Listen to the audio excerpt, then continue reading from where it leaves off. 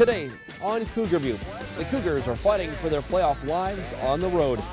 Assistant Captain Troy Burke stops by and will tweet with some Cougars about their Twitter accounts. Welcome to Cougar View. Hi, I'm Alan Bristow. The Cougars heading into the final week of the regular season, still within reach of the 8th and final playoff position. But it would be an uphill battle, as the Cats will play 7 games in the final 9 days, 6 of them on the road, starting in Seattle on Friday, March the 8th. The Thunderbirds would start the scoring in this one on the power play late in the opening frame. Taylor Green receives a pass from the wing and puts it past Mac Engel 1-0. The Cougars though get even in the second period with some great work from Troy Burke. He keeps the puck in the offensive zone, passes to Dan Gibb. Burke gets it back, then knocks it out of the air to tie the game at 1. To the shootout now. Zach Pachuro, the first shooter. He backhands the puck behind Brendan Glover. Luke Lockhart, though, the first Thunderbird shooter, gets it past Mac Engel as well.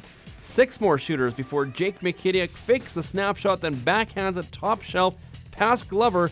This would be the winner. The Cougars get a very important win in Seattle in a shootout, keeping their playoff hopes alive. The next night, the Cougars would travel to Kennewick, Washington to take on the Tri-City Americans. This would be the 3rd meeting during the week between the two teams. Back during a weekday doubleheader to start the week, the teams would split a doubleheader.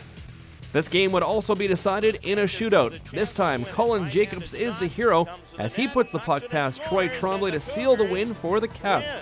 Dallas Earhart and Yuri Eriksson also scored in regulation time. Justin Fazer, Michael Puntar for the Americans. Mac Engel picked up the victory in net. Less than 24 hours later, the Cougars would head back to Canada to battle the Vancouver Giants.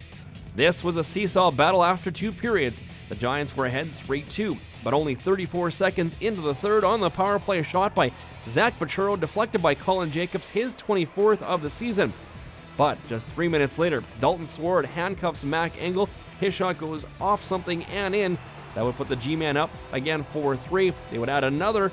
Cougars go down in defeat to the Giants. 5-3 final score. It's the 5th loss this season to Vancouver. Monday would be a day off for the Cats. Tuesday, they would travel back south of the border to take on the Spokane Chiefs. Heading into this game, the Cougars 4 points back of the Everett Silvertips for the final playoff position. The Cats with 4 games remaining, the Silvertips with just 3. This was a bizarre game. First up, Spokane's Adam Haluka steals the puck near the Cougars' blue line, moves in on the 2-on-1, keeps, and fires it blocker side past Mac Engel. Chiefs up 1-0. Still in the opening frame, Engel makes the original stop from the point shot, but Reed Gow picks up the rebound, firing it toward the net. Todd Fiddler is there to slide it past Engel on the rebound. Chiefs up 2-0. Spokane would dominate in the first period as they would fire 26 shots at the Cougar goal. This one from Markson Betchel also finds his way past Engel for his first Western Hockey League goal. Cats in a deep hole, trailing 3-0 after the opening 20. Second period, Spokane on the power play. Brendan Kitchton fires from the point. Mitch Holmberg is all over the rebound. Chiefs with a commanding 4-0 lead. In the third, Brett Zeroni would replace Mac Engel in net, but things would not start out well for Zeroni. He thinks he has the puck covered for a stoppage, but the referee could see it. So could Chiefs forward Mike Aviani.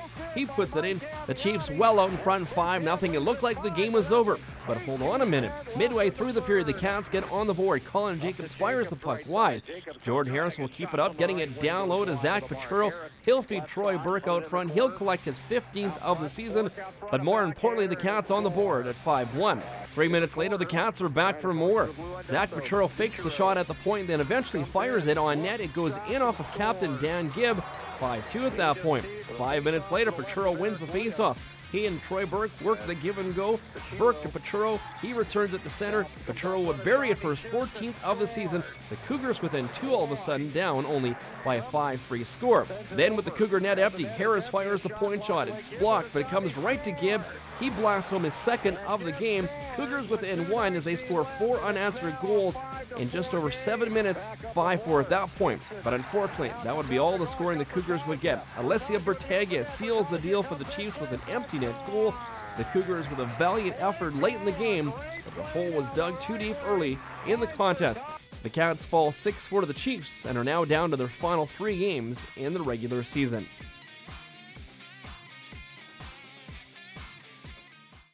Tanner Lashinsky has played in 49 games this season with the Cougars.